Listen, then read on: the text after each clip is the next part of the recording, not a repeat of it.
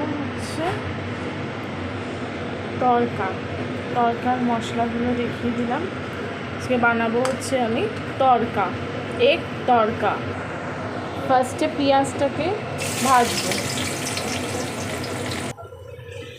রসুন কুচিটাও দিয়ে দিলাম পেঁয়াজের সাথে, ভালো করে ভাজবো। তারপরে একে একে সব দিতে থাকবো। আদা কুচি, এখানে টমেটো আছে, কাঁচা লঙ্কা আছে, সব দিয়ে দেবো। আদা কুচিটাও আমি দিয়ে দিয়েছি। এবার ভালো করে ভাজবো। এই যে কাঁচা লঙ্কা আর টমেটোটা এখন আবার দিয়ে দিলাম। এবার এইগুলোকে ভালো করে ভাজবো।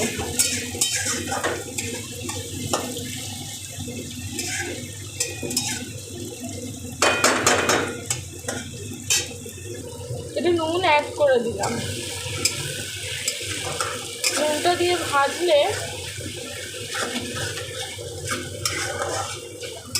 পেঁয়াজে, রসুনে, টমেটোতে একটু ঢুকবে নুনটা। তোমরা ভাবছো এত বড় বড় টমেটো কেটেছো কেন?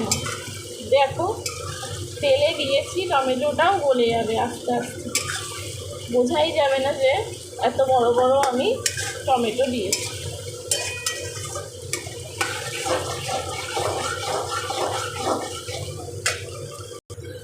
এবার মশলাটা অনেকটা হয়ে এসছে। এবার আমি এখানে অ্যাড করব 1 চামচ জিরে গুঁড়ো 1 চামচ, আর 1 চামচ ছেড়ে একটু কম 1 ছিটে লঙ্কার গুঁড়ো, কারণ বাচ্চা খাবে, আমি বেশি দিতে পারবো না। মশলাটা অনেকটা হয়ে এসছে। এর সাথে আমি অ্যাড করব সানরাইজের তড়কা মশলা। আচ্ছা, এবার চিনি অ্যাড করব। আমার যেহেতু বাচ্চা খাবে, তো আমাকে ঝাল দিলে চলবে না।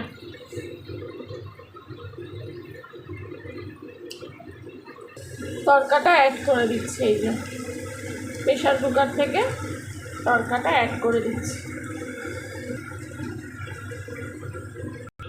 তড়কাটা অ্যাড করে দিয়েছি প্রেশার কুকার থেকে নামিয়ে, মানে প্রেশার কুকারে একটু সিটি মেরেছি, 3টে সিটি মারলেই যথেষ্ট। এটা প্রেশার কুকারে সিটিটা মেরে আমি দিয়ে দিয়েছি। আমার তো বাচ্চা খাবে, তো আমি বেশি রিচ করিনি, হালকার মধ্যে করেছি।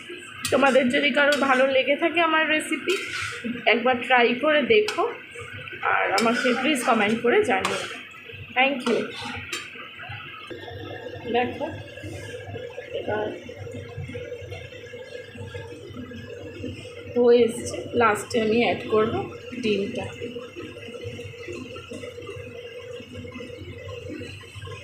অ্যাড করে দিলাম।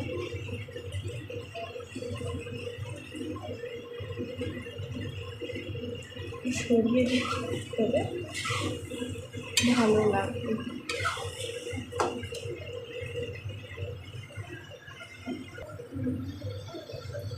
Thank you.